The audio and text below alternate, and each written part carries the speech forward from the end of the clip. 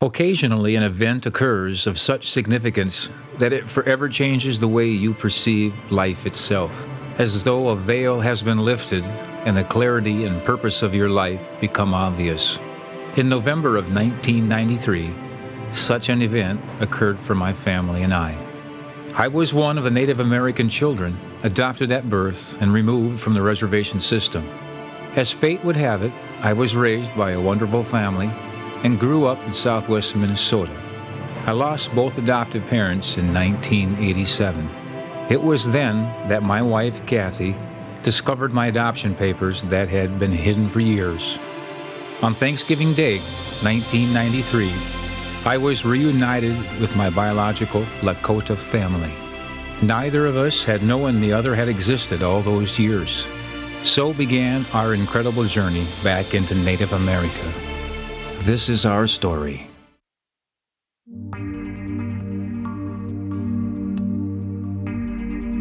When I made my first visit to the Lower Rural Sioux Reservation in 1993, I had a chance to meet some of the community elders.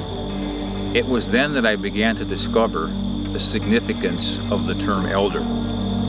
In all my years of growing up in mainstream America, never did I see the honoring go so far, so vast, and so deep as I observed within the Native community.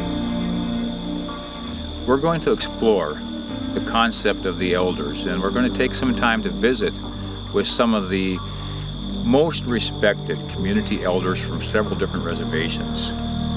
Stay with us when we return with a look and a brief talk with some of the elders from within the Native community.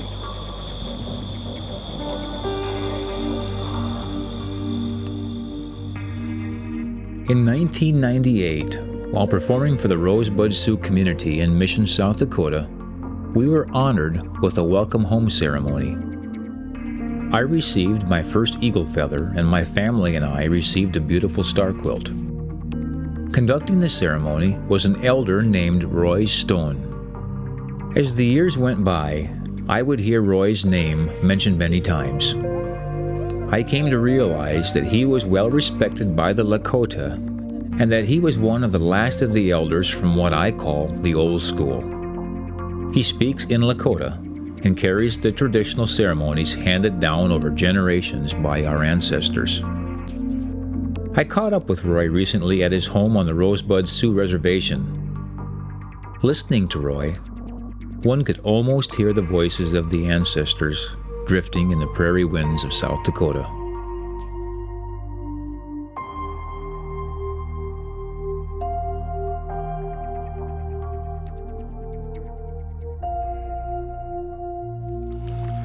In his younger days, he had taken part in the sweat lodge, and this has given him the concept that this is how he should walk. At some point, he began to help the people, and also when he was 26 years old, he started to Sundance. And from that point on, up to his present age of 70, he still continues to take part in the Sundance ceremony. And he tries to help people as much as he can. And this is how his lifestyle has been since he was at a young age. And as long as his body functions, he said he's going to continue to do what he's doing.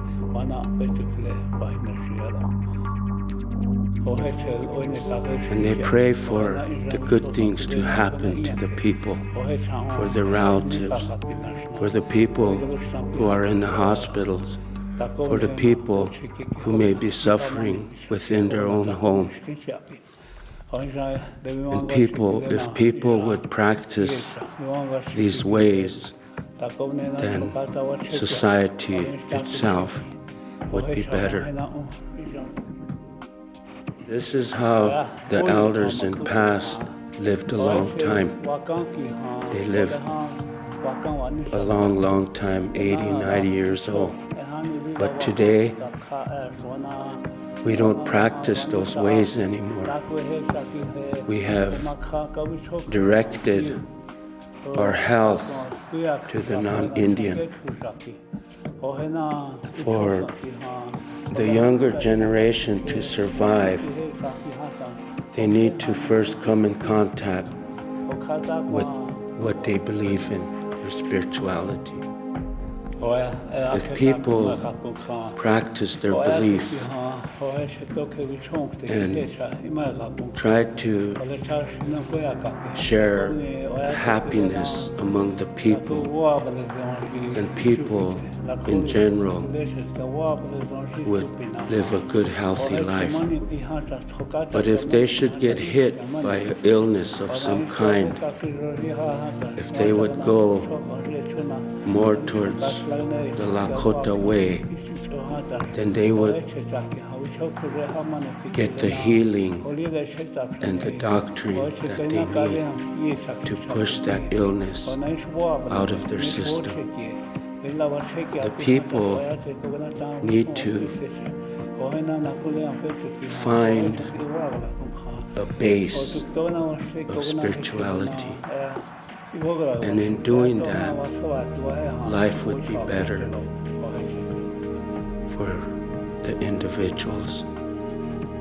So this is what he wanted to share with all the people in general.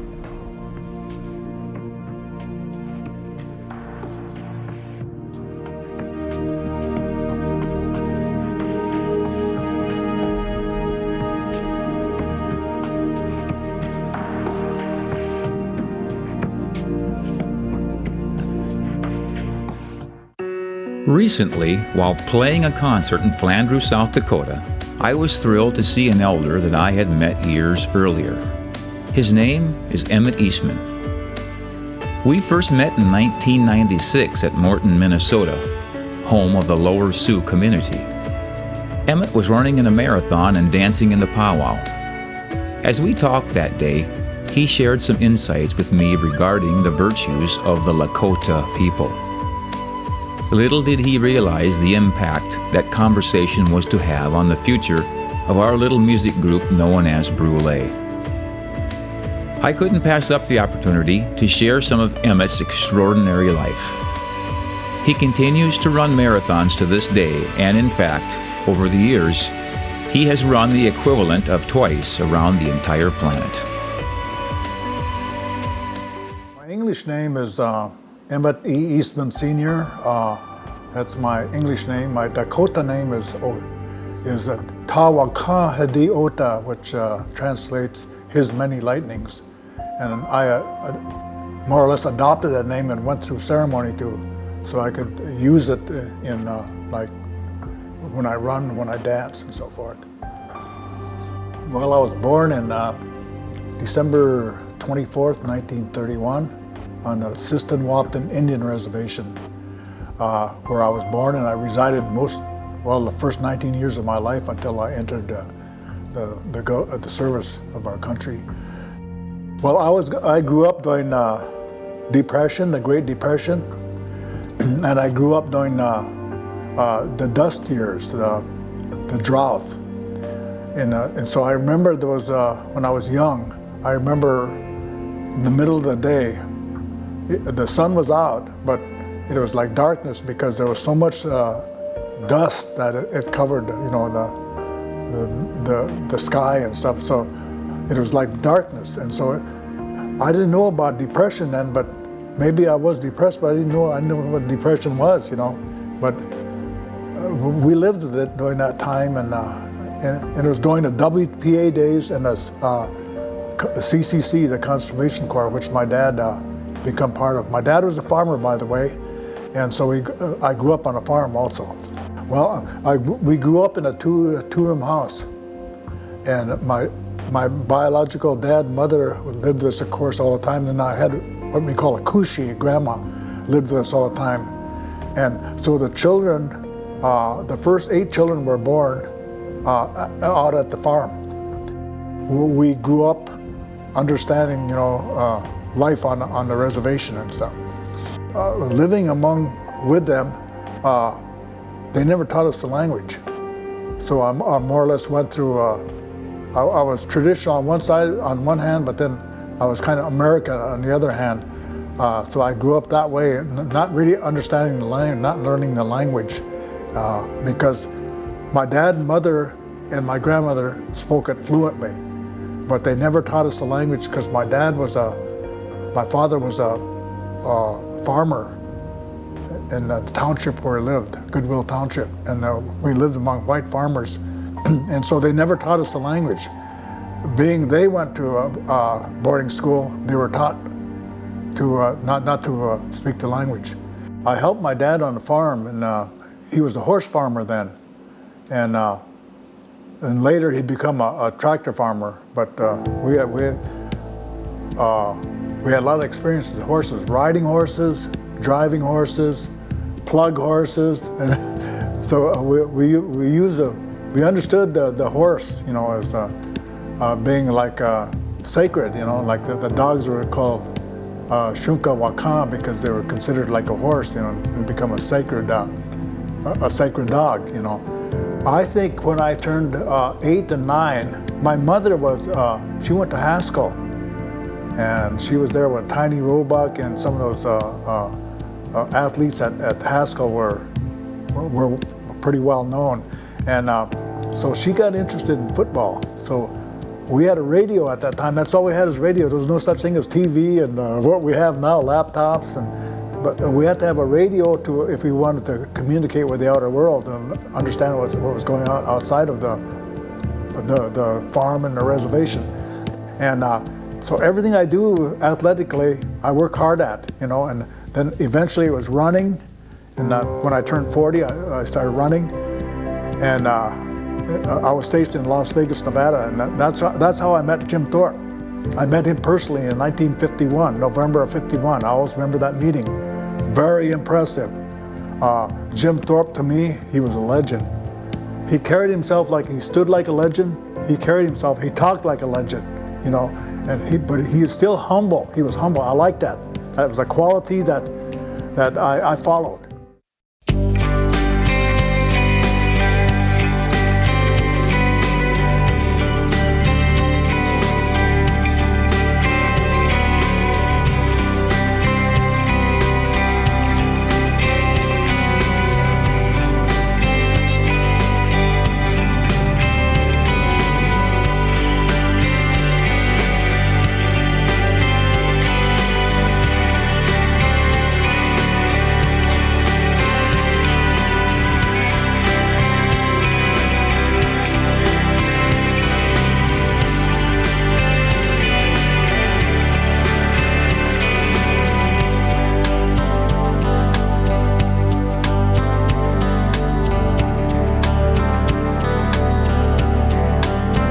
I have learned that one does not assume the title of elder. Like all things in life, respect is earned through trial and tribulation. There is no set age when one automatically becomes an elder, but rather a point in life when our wisdom outweighs the reckless abandon of our younger years. Not all elders conduct our traditional ceremonies or speak the language, but they have several things in common. They all lead by example of virtue and character, acting as role models for the community, tribe, and culture. They possess the ability to function in both worlds, and it is their mission to preserve the culture and carry on the oral and written history for generations to come.